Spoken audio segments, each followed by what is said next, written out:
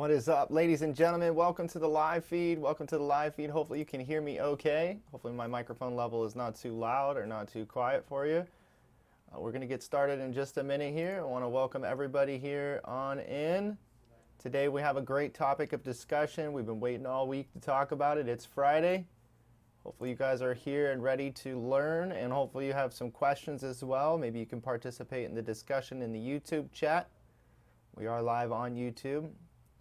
We're going to try and make this discussion something that we do weekly here at Open Source Steel. Hello to everybody. I'm Josh. I'm one of the co-owners here, one of the instructors. I do a lot of the demonstration of the closed loop extraction process for customers. I do a lot of installs, a lot of on-site consults, so I have a lot of experience in the field. I also have a lot of experience making and designing and manufacturing equipment for extraction, specifically hydrocarbon extraction. And today I want to talk about some of the equipment and some of the things that we have created or that we are promoting in the industry right now. One of those being our diamond miners, a very popular object or popular item in the market right now for everybody trying to make isolated THC-A. And I know those of you who are joining the discussion today are wanting to know, hey, how do you make that isolated THC-A? And we'll talk about the diamond miners today. We'll talk about the pressure vessels and how those can contribute in the formation of diamonds and the separation of terpenes. But before we even do, we have a lot to cover. We have a lot of topics to discuss. Before we really even get into too much of the details, I want to make sure you guys are aware we just launched the new website at opensourcesteel.com. Check it out today. Go to opensourcesteel.com. You'll notice there's a new look, a new feel to the website. Hopefully some of the issues you may have had in the past with some of the user experience are fixed and resolved. We've been working a long time trying to roll out a new website design. So we encourage you to go check it out at opensourcesteel.com. It's very easy to go on here and shop for whatever you're looking for. Pop it up, look at some details. Something I did want to share with you guys all, we also have augmented shopping on the website. So you'll notice any object with that 3D item on the hover allows you to move and manipulate the actual equipment so you can get a nice view yourself. Zoom in on the parts and components. Take a look at items for yourself so that you can see firsthand whether or not this is something you want or whether or not it's going to fit your needs. You can get a good close-up on the ports and the connections and see everything for yourself, the layout of the tanks and the vessels. Also, this is available as an augmented reality on your mobile phone. So if you have a mobile device and you want to go ahead and shop and see the items in person for yourself, put it maybe in your own lab, put it in your own facility. Maybe you just want to check it out in your living room and see what it looks like firsthand. It gives you a little bit greater user experience. It allows you to get up close and personal, even more so than the website. I know the website was showing you guys the details there, but I'm telling you, if you really want to get up close and personal, check it out and head on over to opensourcesteel.com and get right up and personal. Like I said, GLB files, you got all the 3D files you could take a look at. So shop online, check out the new website. Like I said, if you have any feedback you want to provide to us, I'm always open to feedback to make the website more user-friendly for you guys out there shopping. We got the diamond miners available online as well. So if you're interested in a diamond miner, they are available. I'll just let you know right now in the stream, they're $1,298. We'll get that off the bat right away because I know some of you will be asking throughout the stream. I'll keep this up on the side here so that we could come back to it. But the main goal of today's live feed is to discuss diamonds and extraction. And so I want to start out the discussion really kind of talking and showcasing a few people in particular. I want to talk about some brands out there that have been doing really good over the years, providing diamonds, providing high quality THC-A extracts, and we'll just show some examples. We'll kind of give you guys a little bit of a rundown of how they achieve some of these end results, because a lot of people are even questioning, how do you get such a high terpene content like this? How do you even get high THC-A content, and we'll talk about it. So you'll notice that this product that is on the screen here has a nice light color. It has obviously a lot of terpene content there. You can see it's flowing like a full liquid on the top, fully separated. You're seeing the terpenes separate to a top layer of liquid. This is because they're lighter and they're more volatile. They start to evaporate and separate, but also at room temperature, they are still a liquid. They're very, very volatile still, but they are a liquid at room temperatures. But one thing you'll notice is obviously above room temperatures, terpenes become very volatile. And it's something you have to be considerate of when it comes to evaporating the terpenes. You don't want to lose these flavors. You don't want to lose all this essence of the plant material. So you'll notice here this video is showing the terpenes on this Chem & Chem Kush Family live resin run. This is back in December of 2021. This is Graham from Oleum Extracts. Shout outs to Oleum Extracts. So how do we achieve such a high quality terpene extract like this? Well, the main thing is you have to harvest the material early and fresh. That is key to making diamonds. It is also key to preserving the terpenes within the extracted product. The earlier during the harvest that you can do so, the fresher the material, the more, the less that oxygen is coming in contact with the plant and the terpenes, causing oxidation, causing the terpenes to slowly evaporate over time because the room temperatures, they're volatile. So the longer that they're exposed into warm environments like grow rooms or post-harvest sitting on a shelf, if they're not contained and well cured or well preserved using nitrogen or some other packing method to preserve the terpenes, they will evaporate over time. You will lose your terpenes. So harvest early is the key to a high terpene extract. So most people are harvesting the plant material, just at the later weeks, but just prior to, when the trichomes start to get cloudy and amber, you want to harvest it earlier than that. And I know that this might be some things that I'm talking about that are over people's heads. You're not a grower, you don't understand.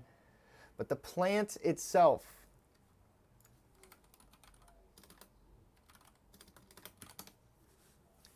the trichome of cannabis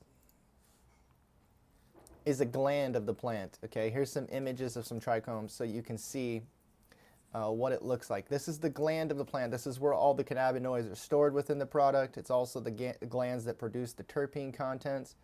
And you can see how clear some of these glands are in some of these photos. The idea is that the more clear the gland, the less oxygen has been involved and the less mature the product is getting. As it ages, it starts to get darker. It starts to get amber is what they say. You'll start to see trichomes forming a little bit of an amber color within them. And the longer they go, the more amber and cloudy they will get. Here's more of a cloudy, okay? You can see in the image above. It goes from a very clear trichome, something like this, to a cloudy, to an amber that's more something along this lines. Here you go. Here's the three. Here's a great representation, a great image on this website. Somebody's pulled it up here. But there's a great image here that shows the three different stages. And the idea is that you want to harvest the plant earlier in the stages, okay? This will give you the highest THC-A content because the plants do mature over time. And actually, one thing that can happen is a small amount of the THC-A can start to decarboxylate. Just due to the light, the UV, the heat that is involved, sometimes they get too close to the light source, or sometimes the AC in the room is not proper and they're not able to keep the temperatures down. And the longer that they push the cycle of the growing, the longer it has for that plant to oxidize and mature and convert slowly over time. It's like a slow baking. Even though it's a slow temperature, this low temperature and this light and everything can cause the plant to age and mature a little bit beyond what we want. And that can cause, like I said, a slight amount of THC delta 9. So not enough, not really a large amount, but depending on the light, heat, and all the other equations involved. So you want to avoid going too mature because, one, you're going to lose and evaporate a lot of the terpene content, which you're really after, and two, you're going to get a more mature plant, which is really not the goal. So after you've harvested the material, the next step is you need to keep it cold. Okay? You need to freeze your material and keep it cold. And I'm not talking about just on ice like this. This is not cold enough. You need to make sure that it is on dry ice or in a negative chest freezer. Okay? You want to make sure that the material is stored cold, and this will preserve the plant from decaying after harvest. It's going to do more than just stop it from decaying. It's also going to do mainly, the main thing is it's going to keep the moisture frozen, all right? Because after you harvest the plant, there's going to be a lot of moisture content within the product. It is important that you remove that moisture or that you freeze the moisture prior to extraction. And in the case of live resin, we don't want to take and cure it out and dry our material. We want to harvest it fresh, freeze it so the moisture is frozen, preserve the terpenes as well, because the terpenes are going to be condensed at cold temperatures. They're going to stay in a liquid state. They're not going to be volatile. They're not going to want to off-gas or evaporate once they're cooled down like that. And if you can keep the material frozen right after harvest, then you can preserve the essence of the plant and do the extraction immediately. So it's important that the product is stored cold, either packed in bags so that it doesn't come in contact with any air and nitrogen sealed, stored inside of a chest freezer or stored inside of a dry ice tote or stored somewhere in a walk-in that can keep it negative temperatures. You want it to be under freezing. You want it to be much colder than freezing, so that it doesn't have any opportunity during the storage or the handling or transfer process for the material to warm up. Warming up the material is a bad thing. That's what's going to cause the plant the moisture, to melt. And if the moisture has an opportunity to melt, then what you end up having is a carrier solvent, a solvent of a polar compound, which is water. Water has a polarity, is a polar substance, has a hydroxyl group on there, an OH group, which is polar, and that water can pull out impurities out of the plant material. You know, we use sometimes synthetic salts and things like that to grow in the plants. Salts are water soluble. You have other products like chlorophyll and other leached impurities that come out from within the cell structure of the plant. There could be other water-soluble pesticides potentially. There could be spray-on foliar feeds and things like that that could be water-soluble, and those can get extracted if you're not taking care to preserve the plant. So you want to freeze it so that there's no moisture and make sure that it does not ever warm up so that that water content never has an opportunity to be used as a solvent for extraction. If you can do this, keeping the plant frozen like this, this is a great example actually.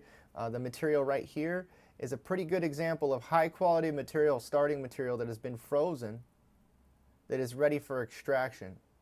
If it can be kept in this state in a bag, kept dry, vacuum sealed, on ice, or in a chest freezer of some sorts, and then immediately extracted, I'm talking immediately, without having any opportunity to warm up above the melting point of ice or of water, if you can keep those temperatures cold during the transfer into the extraction machine, and then from the extraction you can keep it cold throughout the process, you're going to be able to keep the cannabinoids solid or in their best form. But two, you're really going to keep, you're going to keep the water solid, and you're also going to keep the terpenes from evaporating, and it's going to be able to preserve the terpenes and stop all the decay of the plant. There's just so many things that the cold is going to do to help in the process. So cold extraction is going to lead you to live resin extracts, something that is going to produce high terpenes, something like this. Again, here's some examples from Graham from Oleum.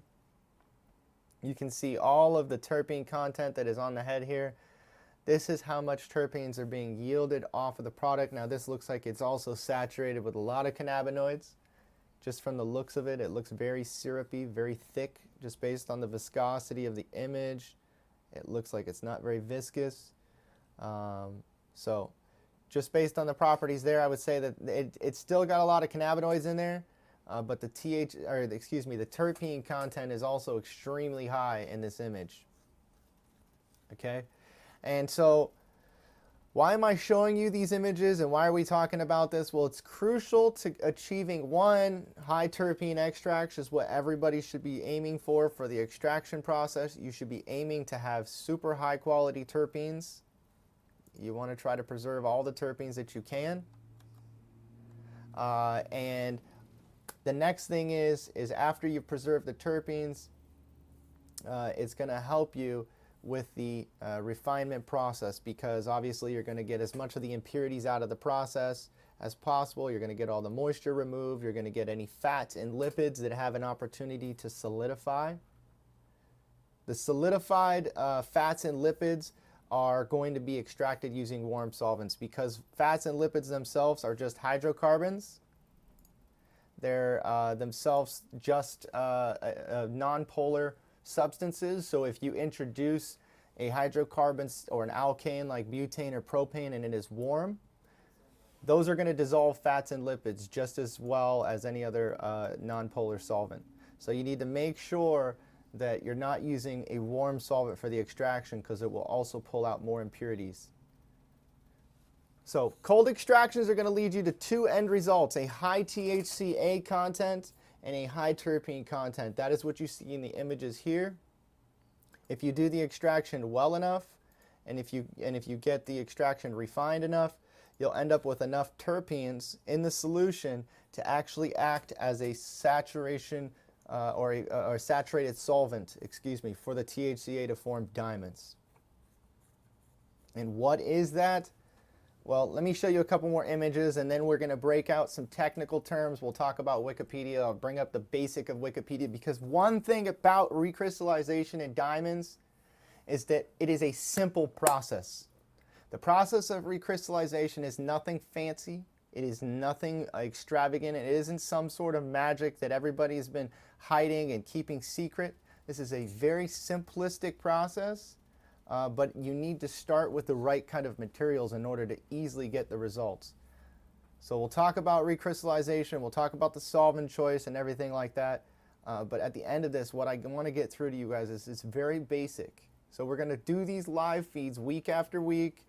We're going to talk the Wikipedia, we're going to bring up PubMed, we're going to talk about the boiling points of solvents, we're going to talk about a lot of different things until everybody is on the same page and understands that this process is very simple and shouldn't be very difficult. Now that most extractors are up to speed and producing, cold solvent extracts, they're getting very good quality material nowadays.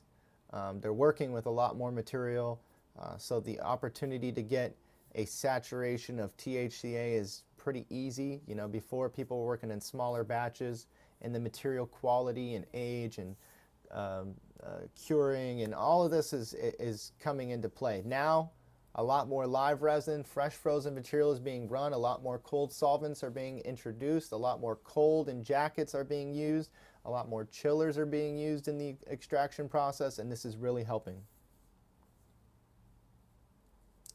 Man Baby has a question. I like the question. Let me answer it here in YouTube. He says, one, is this all from live extraction? Yes, most of this stuff is live extraction. It's not always the case that it has to be live resins. You can definitely find high quality terpenes out of a cured material. It's just that you're going to get more of the original essence of the plant if it has less time for those terpenes to evaporate. So there is terpenes that have a higher boiling point than room temperatures, higher than 100 degrees Fahrenheit even. So they do not evaporate as easily as some of the other profile terpenes. And that kind of goes into your next question, Man Baby. He says, couldn't a terp profile be improved by having more volatile terps evaporate? Profiles are very subjective. You're right about that. And in fact, more volatile terpenes, monoterpenes and things like that, that have a lower boiling point can be, one, they can cause your dabs or your oils to flash into flame when it's ignited.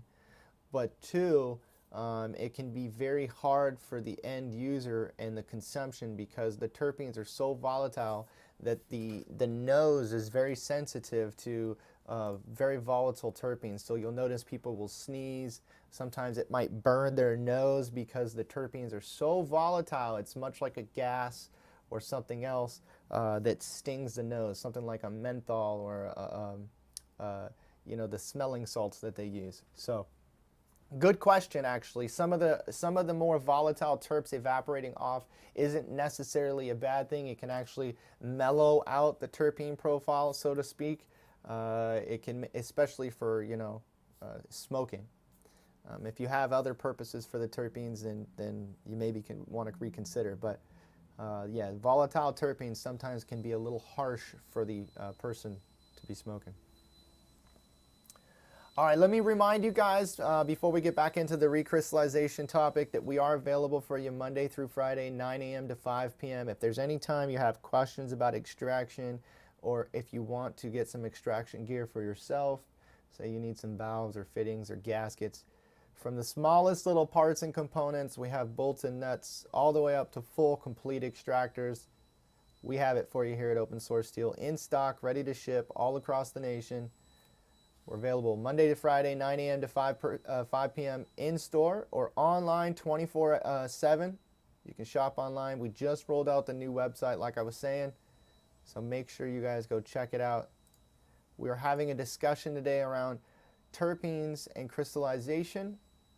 So far, we're kind of just in the terpene topic, but we'll start talking about separation here in a little, just a second. I also have some good examples for you guys today. I will be introducing you guys some samples of oils here, showing you a little bit of the different shades. We'll go all the way from something that is as crude as this oil you're seeing here to something that is a little more refined and structured, like these big boulders here. I know people are curious, how do we achieve something this large and this faceted? Well, it's not that difficult. It's through a process of steps. You'll start out with something crude like this. You can improve that through colder extractions to something like this. You can reduce the amount of terpenes in the equation and you can end up with something that looks a little drier, something like this. You can even, if you want to go as far as stripping terpenes altogether and using powders and filter medias, you can go in this kind of category here. And then, of course, we have full-on recrystallization using solvents like pentane, and even recrystallizing using ethanol or butane, propane. There's many different solvents you can use for recrystallization, and we'll discuss what makes the best choice and why would you want to use one solvent in particular over another here in just a second. But there is some examples of some diamonds for you, and let's talk about it. How do we achieve diamonds after extraction? Well, we talked about some of the extracts that we were looking at here. Let's just kind of go through some of them. Again, here's oleum extracts, and they're amazing products. These guys are always killing it with their product. Getting to something like this where you're fully saturated, I mean, you have so much terpene content, it's a solvent in itself. This is a really good, this is where a lot of people started creating natural THC-A diamonds straight out of the extraction process, using cold solvents and getting high terpenes and using the terpenes as their saturation solvent. So pouring off the terpenes like this image here, achieving jars full of terpenes like this, and growing crystal structures, which these are kind of interesting looking crystals, I gotta be honest. These are definitely some unique forms of crystals. And all the way getting into stuff like this, which this appears to maybe be a pentane solution possibly, or just a large volume of terpenes as a solvent again. Here's a classic video actually that I want to share with you guys. This is a classic video showing a solvent, likely just a terpene solution or turpentine as they would call it. This is the solvent reducing, and as it's reducing, it's getting to the point where this is a saturated solution. There's no more that this solution can hold. There's no more THC-A that this can hold because the solvent is being reduced.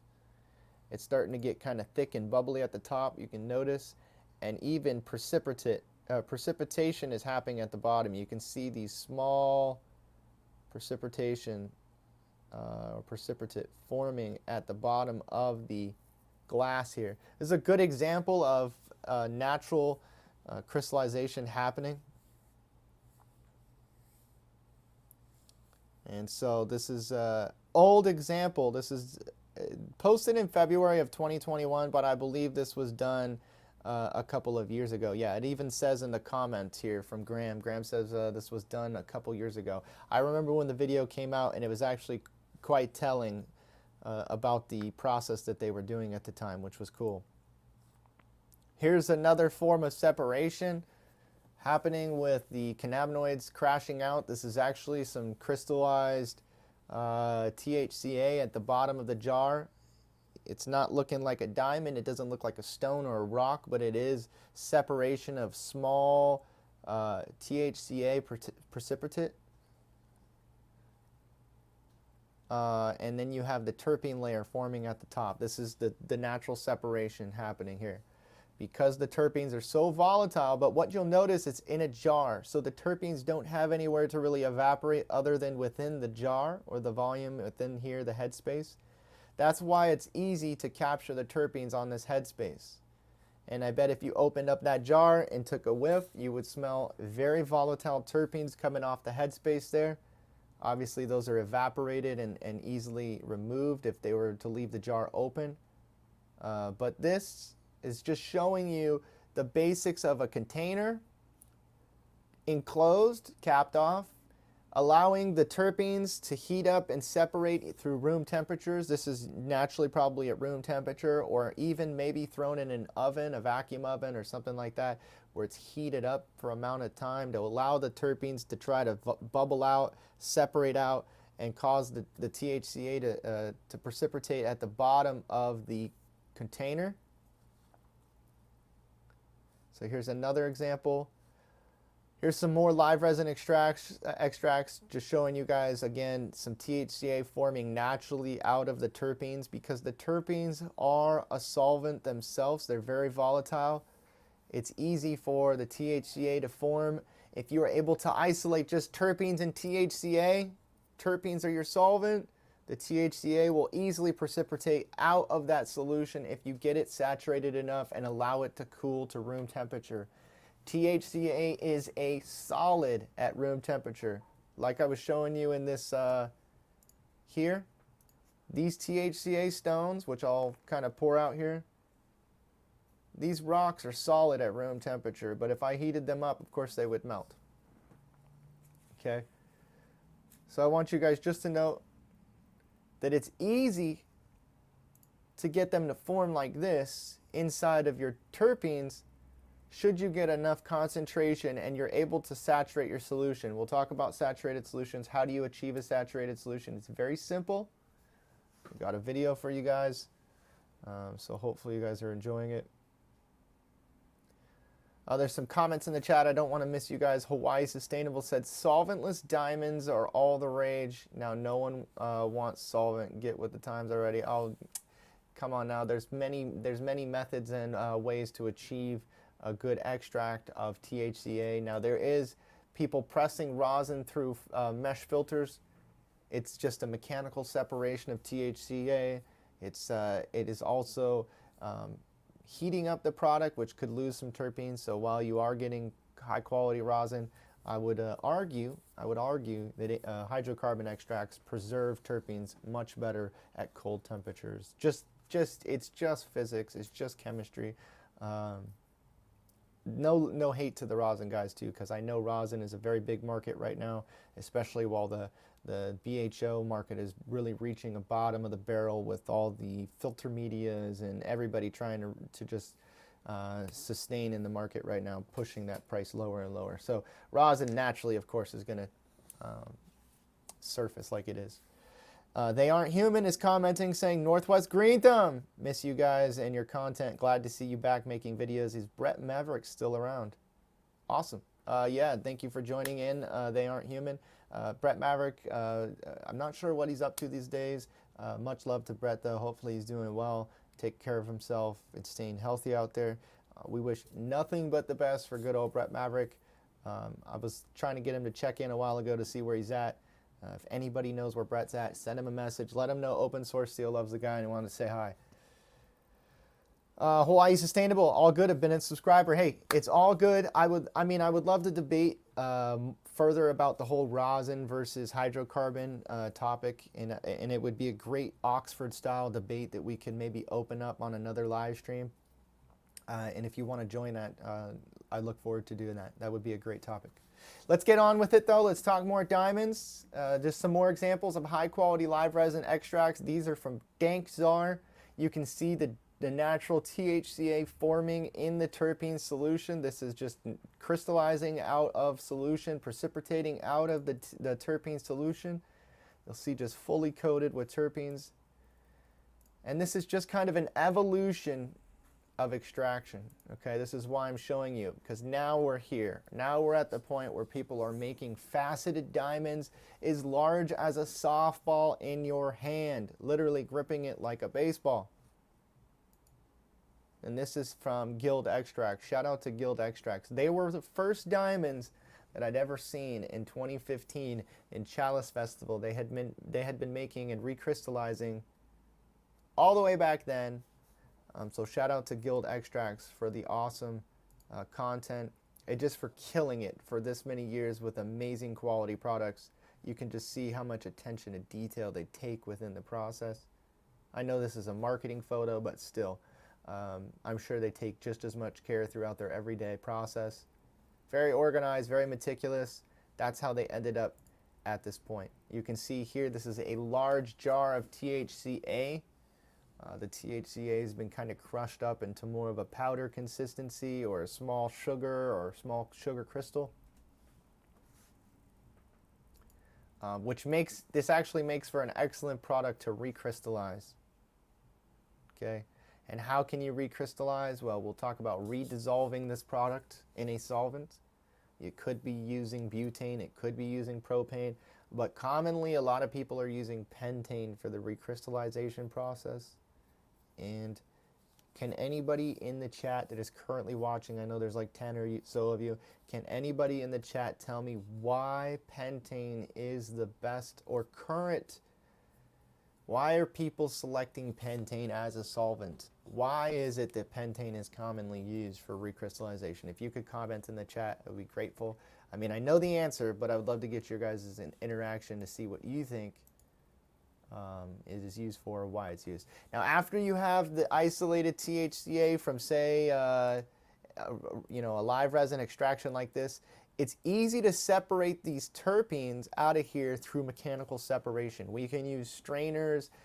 Commonly, you'll see people use the stainless steel kitchen strainers. Okay, they'll use something like this, excuse me. Let me go back here. I don't know if you guys can see this image, but some people are using like the strainer over here. Some people are using these conical shaped strainers. There's other people just using the standard dish sink strainers like these kitchen strainers as well.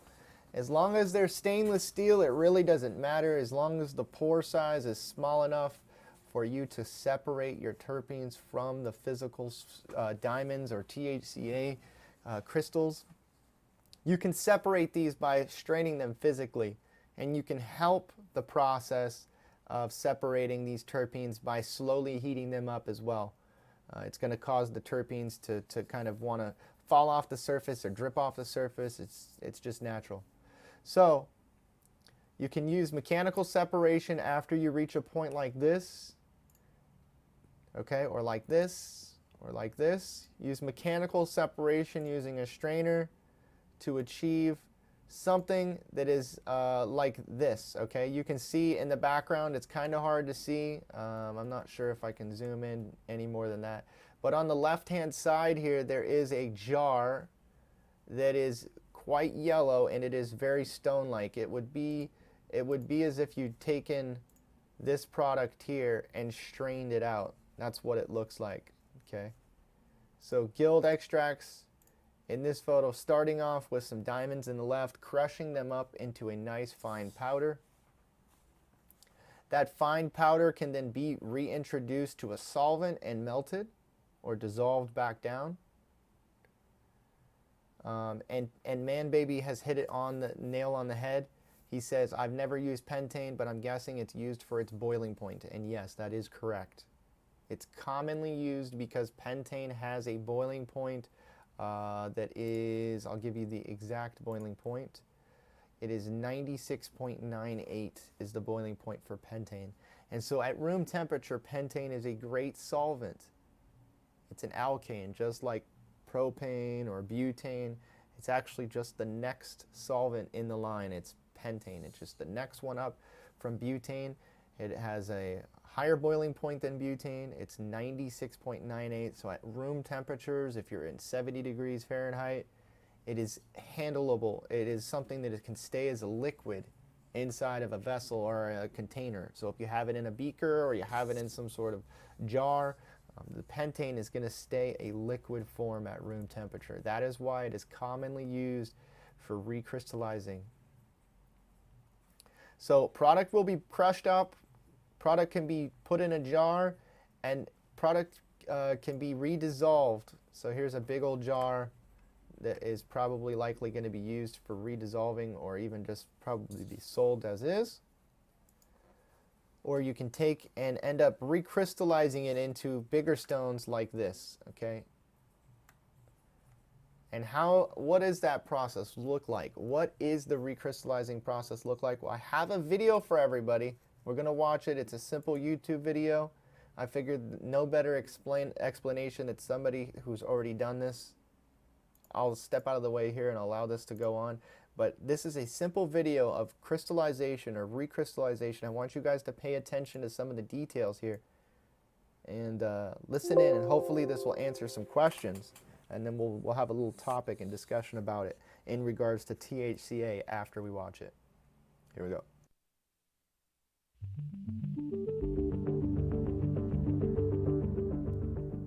I'm going to show how to recrystallize a solid product, and for this video I'll be using the product formed in the photochemical isomerization lab. So this is cis-1,2-dibenzoyl ethylene. So you'll want to transfer your crude product over to either a test tube or a Craig tube, depending on how you plan on separating the crystals from the solution once the recrystallization process is done. And you'll want to use one of these tubes because they are made to withstand more drastic temperature changes without cracking, whereas if you use a beaker or a conical vial, those could break upon transferring them from the hot water bath over to the ice bath. Once the product is in there though, you can place the test tube or the Craig tube into the hot water bath and start getting the solvent that you'll be using to dissolve the solid. In this example, I'll be following the procedure and using 95% ethanol as the recrystallization solvent. And you can do the same. You should follow the procedure in any given lab, dissolving the solid product in whatever solvent it recommends. The general idea with this technique though is to use a solvent which fairly readily dissolves the solid product at higher temperatures, like in a hot water bath, but the product should have a much lower solubility in that solvent at lower temperatures so that it can come out of solution. Using a Pasteur pipette, you can add some of that solvent to a separate test tube and place that into the hot water bath as well so that it's also at a higher temperature when you add it to the product. To make sure that everything remains at a steady hot temperature, the water should be boiling or even the solvent boiling, but at certain parts in this video it can be hard to see everything that's going on with the solvent boiling, so I may turn it down a little bit. Once the hot bath is ready, you can start slowly adding the solvent using a Pasteur pipette. This should be done slowly in order to not add an excessive amount of solvent where you would have problems getting the product to come out of solution even when you cooled it down. You should also stir the solution to help the product dissolve in a minimum amount of solvent, and you can do that by spinning the spatula in between your fingers. More solvent should be added until the product is completely dissolved in the solution. And there's not going to be a specific amount for every single lab because that'll depend on how much solid you had, how soluble that product is in the solvent, plus it could also depend on what temperature you have the hot water bath at. So you should continue to add the solvent in small increments while stirring the solution just up until the product is fully dissolved in that solution. And each time before adding more solvent, you should stir the solution really well to allow the solid to dissolve as much as possible, and if it's not fully dissolved at that point, then you can add more solvent. Once the solid is dissolved, you can take the test tube out of the hot water bath and transfer it over to an ice bath to test if the product can come out of that solution. You can stir the test tube in the ice bath to help it cool down, but if after a few minutes no solid crashes out of solution, then you've probably added too much solvent and should evaporate some off so that the product can come out. Here you can see some of the product coming out of solution at the bottom of the test tube. And if this happens slowly enough in an ice bath, it could produce pure and large crystals that would be perfect for characterizing. So it doesn't really matter what temperature you do this at, as long as the product recrystallizes slowly. Usually we do it at room temperature because that allows the product to come out of solution and recrystallize at a slow enough rate to form pure crystals, but it could also be done in an ice bath if it's slow enough. Now, I've sped the end of this video up a bit, but it took about 2 minutes for the product to fully come out of solution, and if I hadn't stirred it in the ice bath, it's possible that it would have recrystallized slow enough, but I want to try leaving it out at room temperature to see if I can get an even slower recrystallization. To let it recrystallize at room temperature, you want to redissolve the solid so you can take it out of the ice bath and put it back into the hot water bath. Then stir the product until it's once again fully dissolved into the solution. You shouldn't have to add any more solvent at this point because the conditions should be the same. So once the product is dissolved again, you can remove the test tube from the hot water bath and place it in a test tube rack to let it sit at room temperature. This portion is sped up to 8 times the normal speed because the actual recrystallization took between 8 and 10 minutes to finish. But you can start to see that the crystals are forming at the bottom of the test tube, and this time they're forming a lot slower than they did in the ice bath, so we should see larger crystals.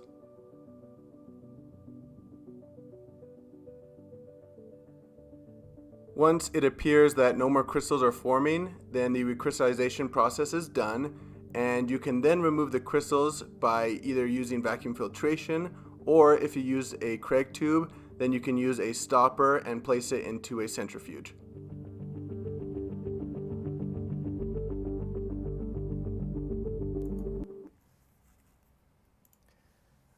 All right, so there you go. There's a basic rundown of the process to recrystallization, and I hope that was a little bit of some insight for you guys. Now, I know it was not THC-A or it wasn't cannabis that it was being recrystallized, but the principles and the point are there. So I want to kind of go over a couple of key points in the video to point out and to note. Actually, I'll update the description of the video with these key points after we're done here. But I have a question to answer, and I'll get to your question after I get to these points. I see you in the chat. So anyways, the first thing about recrystallization and the key thing is you need to pick a solvent for recrystallization. It's done using a liquid solvent. We have to dissolve the product that we want to recrystallize, and then the idea is once we dissolve that product in a solvent, then we just cool it down. Okay, we simply cool down the solvent, and that causes the product to form a solid or precipitate out of the solution and cause it to create a natural solid crystal, a pure crystal of the product that we're trying to isolate. Now, how do you select a solvent? Well, that's a good question. The real thing is you select a solvent through trial and error to begin with. If you don't have any sort of reference, or there's not a guidebook, or anybody hasn't put out something online to tell you what the best solvent is, you have to kind of play around with nonpolar and polar solvents. I'll just save a lot of people time right now. You need to use a nonpolar solvent. If you're not going to use a nonpolar solvent, ethanol can be used for recrystallization. But the most common nonpolar solvent that is used right now is pentane. And the reason that it's pentane and not butane or propane right now is because pentane is liquid at room temperature. So most people have selected pentane as the main solvent for recrystallization. And the other reasons why pentane is used is not only the boiling point is 96.98 or something like that, 97 degrees. It is also it has a low solubility with cannabis or THC-A at room temperature. So if you take some pentane and you put it on, let me share the screen here, I'll move it over again. If you take the pentane and you try to put it over these diamonds right here, okay, the pentane at room temperature is not going to easily dissolve these rocks, okay? It'll just sit in here. It might dissolve a little bit, but it's not going to dissolve the entirety of this, these stones here. I would have to warm it up in order for it to fully be able to dissolve this product. So these are two key characteristics. One, you want low solubility at room temperature, meaning it won't dissolve the product easily at room temperature. But two, you want high solubility at increased temperature. So if it's a warm solvent and you put warm pentane on these diamonds here, if I was to take a warm solution and put warm pentane in this container, it would more easily dissolve this product than if it was at room temperature or if it was cold. So these are two key factors in choosing a good solvent for recrystallization. Now, once you've figured out the solvent that you need to use, which I'll tell you right now commonly is pentane, I'll tell you that it's going to be more commonly butane and propane probably in the future, and we'll talk about that. But the next thing is, after you've selected your solvent, how do we recrystallize? You want to heat up the solvent. So in the video that the gentleman showed us here, I'll just kind of go back and show you. I'll mute it here. And the first things he did, you'll notice, is he put the product inside of the container to start. All right, so the product is already in the jar, but there's no solvent in the test tube yet. It's only sitting inside of the container to heat the starting product up. This will help it to melt as soon as you introduce a actual warm solvent. So one, you want to warm up the product before you introduce your dissolving recrystallizing solvent. After you selected a solvent, in this case, this person chose ethanol for his recrystallization. Ethanol can also be used in THC-A, although personally I think you're going to get better results with pentane or butane just because terpenes. Okay, we'll talk about that. That goes to the question that was in the chat. So after you've chosen your solvent, the next thing is you want to introduce your solvent and start warming it up. So you'll notice that he's introduced the solvent into a test tube, a separate test tube from the product, and he's heating up the solvent separately from the product that he wants to dissolve, the solid. And this is important because, one, the product is now warm and the solvent is going to get warm. So if he takes a pipette and takes a pipette out of this tube and puts it in this product, it's going to immediately start dissolving and creating this solution. It's not going to take time to heat up. It's going to immediately take time. But the other thing is it's going to take the minimal amount of solvent necessary in order to dissolve that product. That is also the key here. You do not want to use too much solvent. If you have too much solvent, you will need to evaporate it over time in order to reach the point you need. So heat the solvent, heat the product individually. That's key point number 2.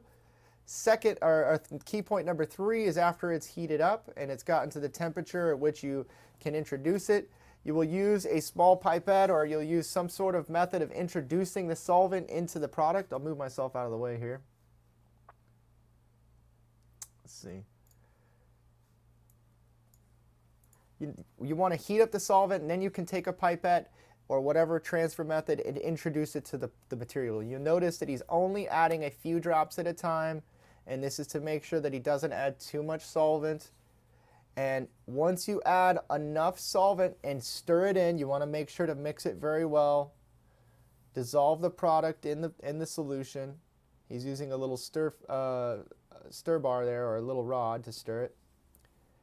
After you've done that, you might need to introduce a little bit more solvent, okay, to get everything to fully dissolve. You don't want anything solid. This is why it's important to get it warm. You'll notice as he's stirring it and as the solvent's getting introduced a little bit by little bit, it's starting to get clearer of a solution. It's starting to dissolve all of the product in there until you finally have a clear solution.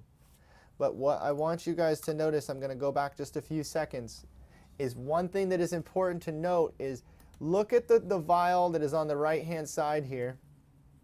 It is quite clear in color, but what you'll notice is as he starts to stir that rod, it's got this wave in it. It's got a haziness going on. You can see it. It almost looks like heat, or like a, you know, the radiation of heat coming off of Oasis or something like that. That's kind of what you're looking at. You see the solution at this point in time is obviously contains the solid product dissolved. So it is at this point is where we consider the solution saturated, fully saturated. There's all the THC-A has been dissolved, but the solution is now fully saturated. If you add any more THC-A, because we know that we added a little bit of solvent by a little bit of solvent, we add any more THC-A, it's not gonna dissolve in this. You need to add more solvent. So we've kind of reached this equilibrium where we've added enough solvent and we have enough solid product to be dissolved that it is fully saturated and reach this point at which we can start the crystallization process or the recrystallization process. So after it's fully dissolved and the warm container, you'll take it out of the solution. Okay, that's what he's doing here. He's taking it out and transferring it into an ice bath.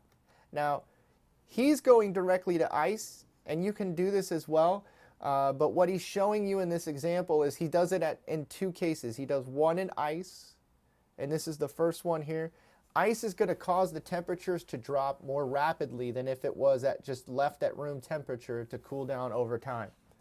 Ice is going to rapidly drop the temperatures, and it's going to cause the crystals to start forming within just a few seconds here. You'll start to see this already some precipitation happening at the bottom, and it's causing it to clump up into a solid crystal or a small, form of crystals at the bottom here. And as it continues to cool, the crystals are falling out of suspension and they're precipitating into the small of the bottom here, and it's growing in size as the ion exchange happens and as the lattice structure of all the molecules stack up and create this nice solid structured crystal.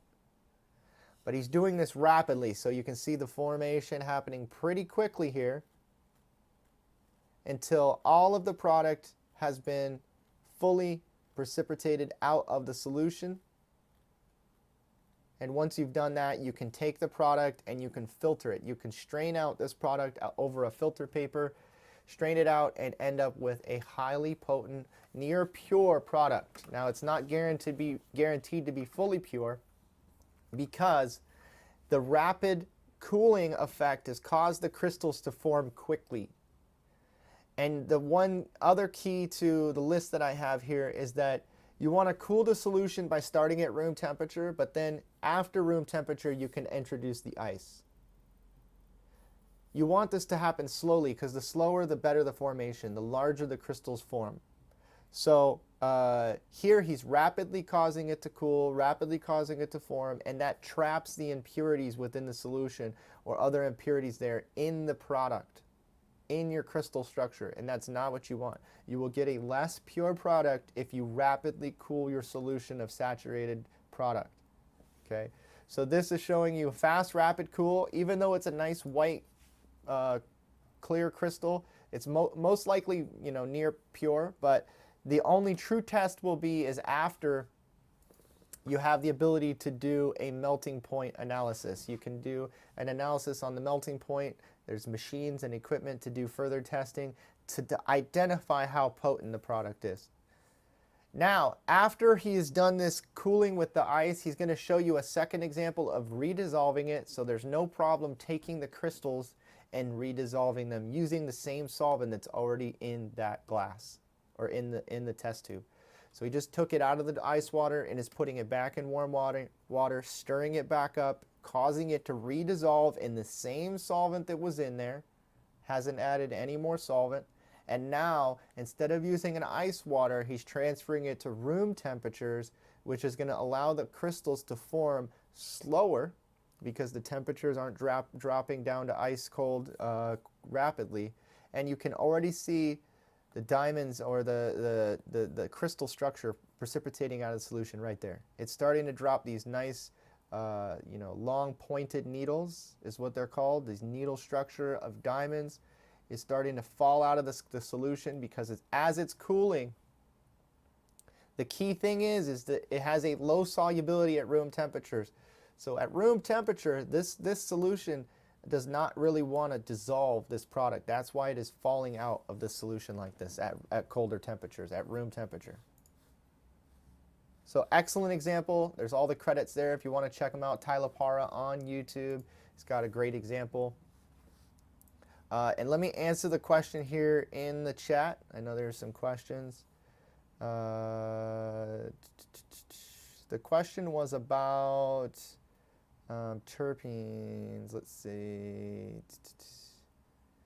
You asked about the pentane solution. You said, so then any terps with a boiling point lower than pentane will be lost during the purge. That is not necessarily true because pentane isn't always evaporated out. Okay, sometimes the pentane solution is just used to dissolve and recrystallize. If you really wanted to evaporate out the product, you could slowly and lowly evaporate out the pentane and capture the terpenes as well and recrystallize your product. So that's why I think even though pentane is commonly used right now, most people are using pentane because it's stable at room temperatures. They're able to use it, mix it in beakers and put it on a light hot plate to dissolve it. I think the real thing is going to be contained vessels using butane or propane, again, to recrystallize and preserve the terpenes without having to heat up the substance, without having to evaporate potentially out the very volatile terpenes that you want to capture. So I think the true method of forming diamonds is to preserve the terps, save the terps. We don't want to lose them. We don't want to have to heat them up. We don't have to evaporate them at room temperatures or in open containers. We want to capture the terpenes and trap them inside of closed vessels, inside of closed containers. That's why things like the diamond miners are so crucial to capturing that terpene that is evaporating off while you heat the substance up to create that saturated solution. You have to dissolve the product using a solvent. And if you're going to have to heat it up to dissolve it, you might as well capture everything, trap everything. The gases, don't allow anything to escape. If you can do that, then it will naturally separate into layers. It will naturally create a high terpene extract, something like this, where you have a lot of products separating into two layers, literally like oil and water. The solids form at the bottom, the liquid layer floats to the top, and you can pour them off and try to separate them off using some form of mechanical separation. Very commonly used. I hope that answers the question. Pentane is going to be used. It still preserves a lot of terpenes. It allows people to crash out diamonds just like you see in this jar here. Okay, here's a good example. This is most likely pentane, I think, in this jar from what I'm seeing. It looks very dark and amber in color, but I would say that that's just the terpenes trapped inside of the pentane solution. So if you were to evaporate off the pentane, anything below the boiling point is going to be preserved. You won't lose it. You will preserve anything lower than the boiling point. So to answer your question, you were saying anything lower would be lost. No, everything lower than the boiling point will be preserved. Excuse me, you're right. Everything lower than the boiling point will be lost. Everything above it will be preserved. So you have to be careful about like super volatile terpenes or something like that. That's why I think pentane is not always the best solution for terpene preservation. That's why I think something with a lower boiling point like propane or even butane that has a boiling point of 30.2 degrees Fahrenheit will be a better selection for solvent. Because we can still get the same exact results. We can dissolve the product. Butane is not very soluble. Cannabis is not very soluble in butane at room temperatures. It's just not. You could try it if you have ever tried to redissolve a batch of BHO in a collection pot after it's been evaporated. You need to heat it up. It has to be heated up in order to dissolve that product. So a low solubility at room temperatures, high solubility at increased temperatures, but low boiling point like 30.2 is going to allow it to boil cold, is going to allow the terpenes to be preserved, at least a lot of the terpenes that we're familiar with. You know, you may lose some extremely volatile terpenes, but I think, you know, like you were saying, that might be a good thing.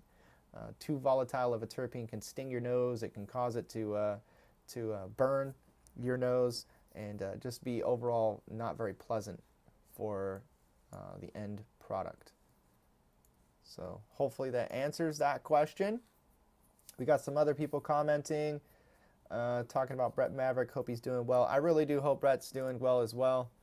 I miss the guy. He's a good dude, and I do miss seeing him. Hawaii is asking, do you make stills to ethanol on farm or know of a supplier of certified organic ethanol? Yes, we do, absolutely. We make any kind of equipment you need for an ethanol still. We also have that. We have tube and shell condensers. We got evaporators. If you need, you know, roto evaporators or something like that to really distill stuff, we can do that as well. Or if you just need pure organic ethanol, grain alcohol, you can do that as well. I would consider distilling out some non-pure ethanol because ethanol is excise taxed, meaning it's subsidized by the U.S. government. Production of ethanol in corn is, and that means that there's a tax added to any products produced from corn or any ethanol produced. And so it can be kind of expensive for pure ethanol if you're really going that route. Your best bet is to get a heptane diluted product with just like 5% heptane and then evaporate off the higher boiling point product and then be left with ethanol. Let's see. Man Baby is saying, so impurities stay in the solvent and are not trapped in the crystals. To what extent? Are people recrystallizing from crude? That's a good question, Man Baby. Let me answer that question. And also, I get it. Pentane is used by people that don't own diamond miners. Evaporation control over lower boiling point solvent is key to preserving terps. Absolutely. Man Baby, you hit the nail on the head. People who do not own diamond miners are using solvents like pentane because they don't have closed vessels to contain the lower boiling point solvents. They're using containers, mason jars, Pyrex dishes, beakers, flasks, any sort of vessel that they can that can hold this pentane, but they aren't able to pressurize or contain that pressure. I mean, I don't see why you couldn't, but still you have to, in order to recover all of that, you have to evaporate it off and you lose your terpenes. So I think in the end, what we're going to see is a large push for people recrystallizing in butane or even for more volatile terpene preservation and higher terpene preservation. You might even see propane. I probably doubt that though, just because the nuance there is so uncalled for. You know, terpenes that are going to boil off at 30 degrees are going to boil off at room temperatures. Unless you're capping the product in a container like this and, you know, sealing it off and getting a good seal, nitrogen packing it. The second you open this container, your 30-degree terpenes are going to boil off. So, you know, I don't think anything other than butane is probably a good selection. I don't really think you need anything other than butane, just for terpene preservation and for the fact that it low solubility at room temperature, high solubility at warm temperatures.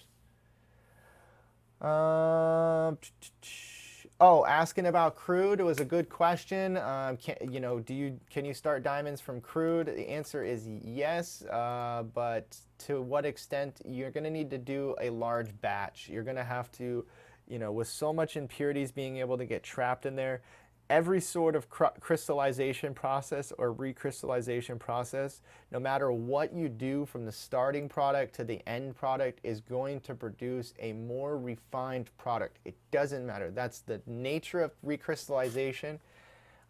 You may need to just recrystallize over and over in order to achieve something like this. You're not going to achieve rocks like this. You're not going to be guild extracts off of crude. Okay, you're going to need high terpenes and less impurities during the product.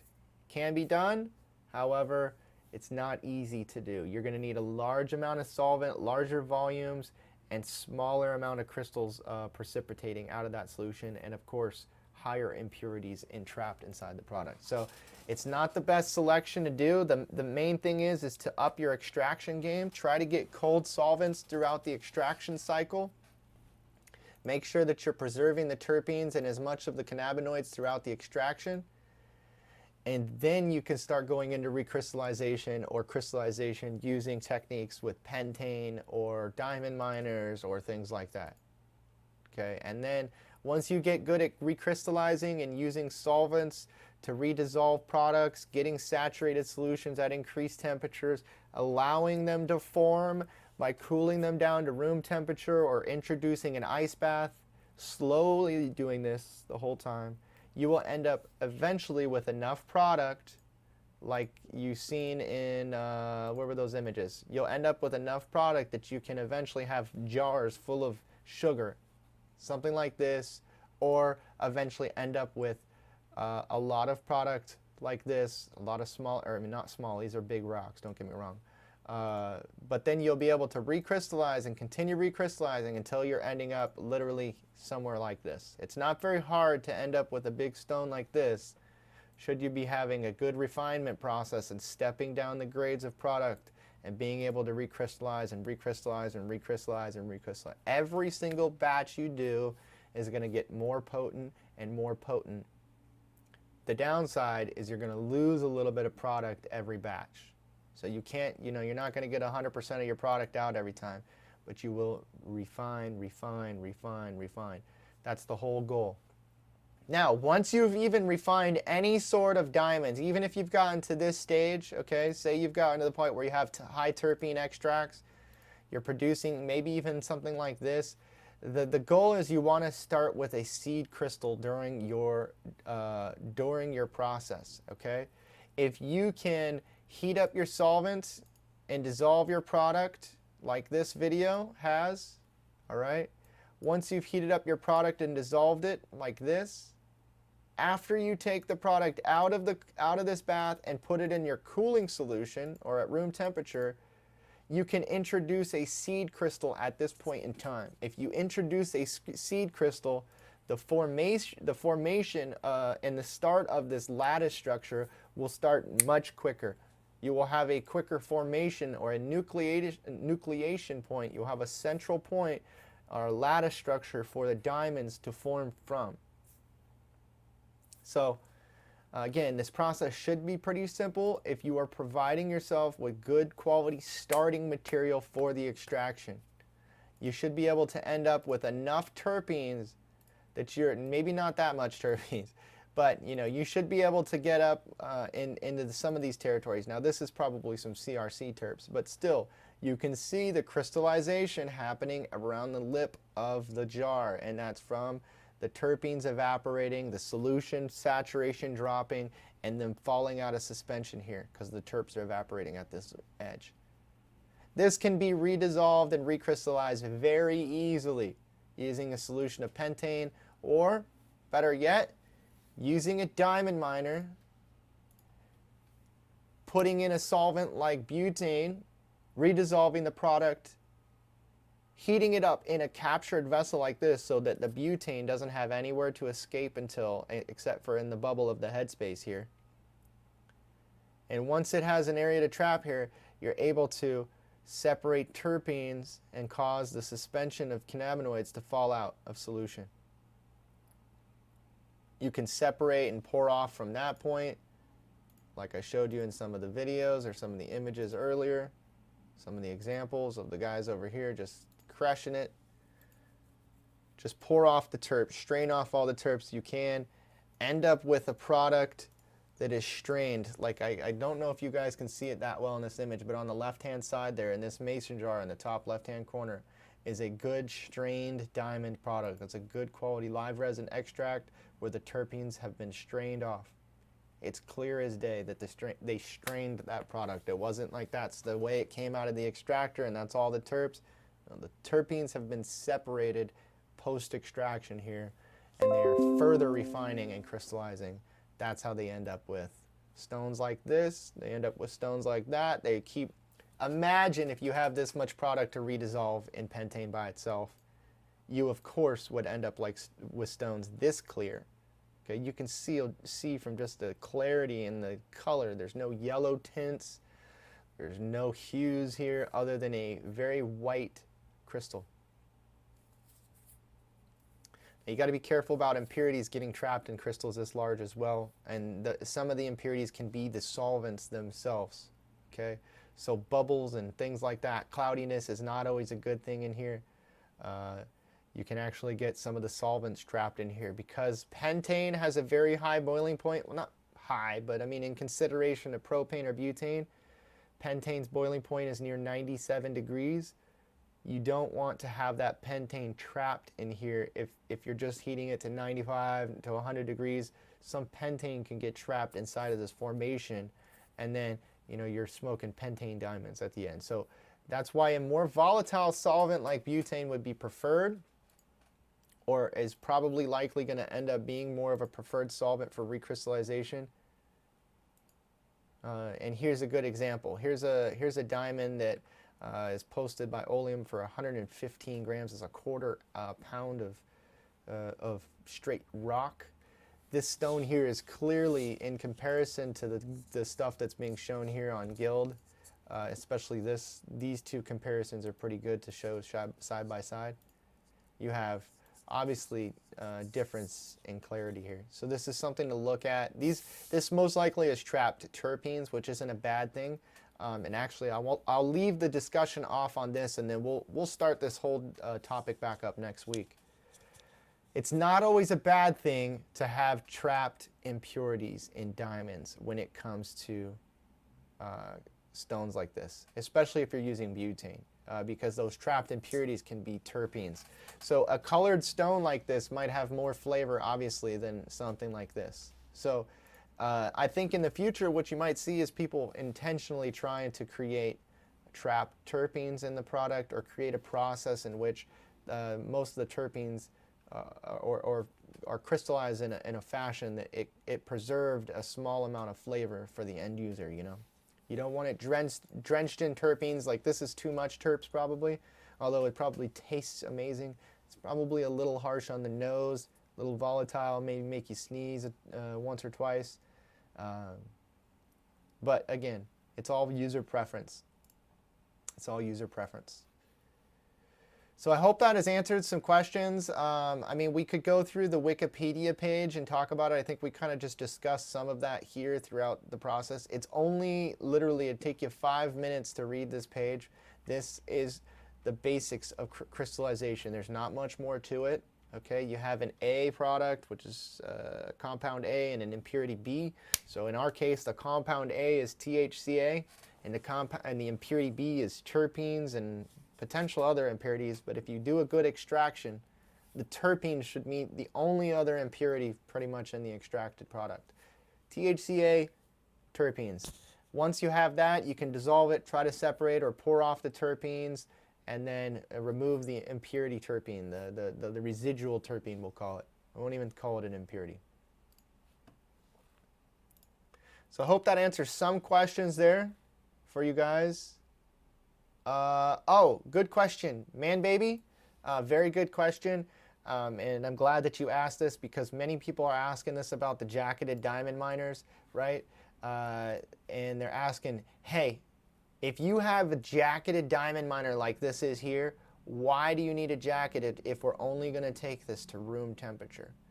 Well, actually, we're not just taking this to room temperature. We're going to be heating the product up, first of all, because we need, at room temperatures, the product is not soluble in these solvents. At room temperature, a batch of diamonds is not going to melt if you pour pentane or butane over the product. It needs to be first heated up. So that's key number one, is heating up the product to dissolve the recrystallizing solution. But two, it can be used to go back down to room temperatures and then cooled using colder temperatures, okay?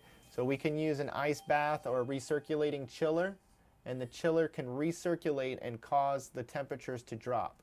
Now, the key is also allowing the temperatures to drop slowly.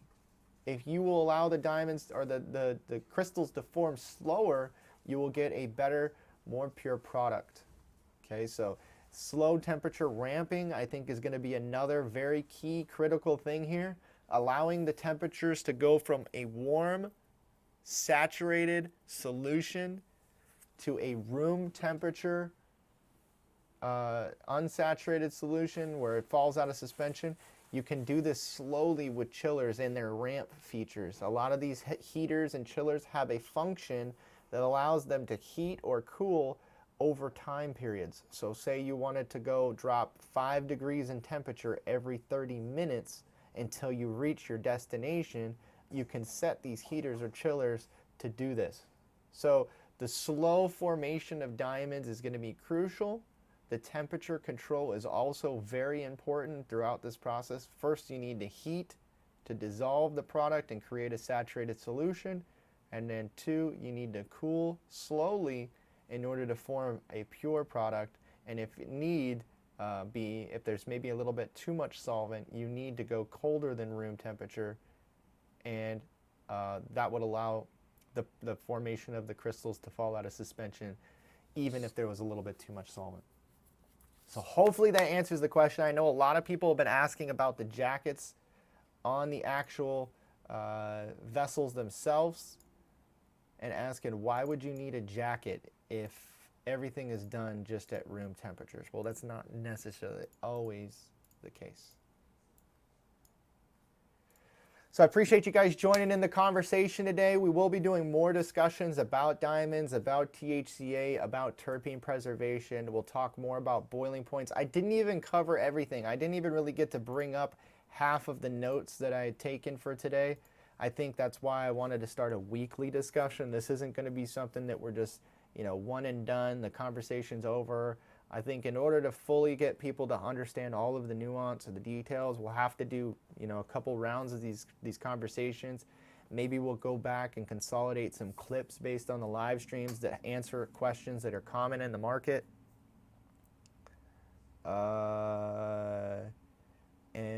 Hopefully that answers the question. If you want more streams about extraction as well, we will be doing live Q&As on extraction. I think I'll set up another day throughout the week to talk about just extraction in general. This is more of kind of like a post-process refinement topic, and I know diamonds and terpenes are very popular in the market. Everybody's wondering about diamond miners. Everybody's seeing a few of these really big figures and popular brands on Instagram and social media posting a lot of diamond miner photos, a lot of diamond miner videos and reels and YouTube shorts and all this stuff. But there's a reason for it.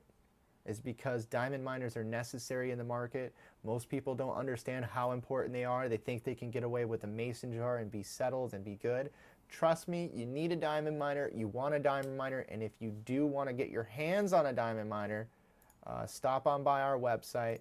We have a full service website available 24/7. Let me bring this out of the way here so you guys can see.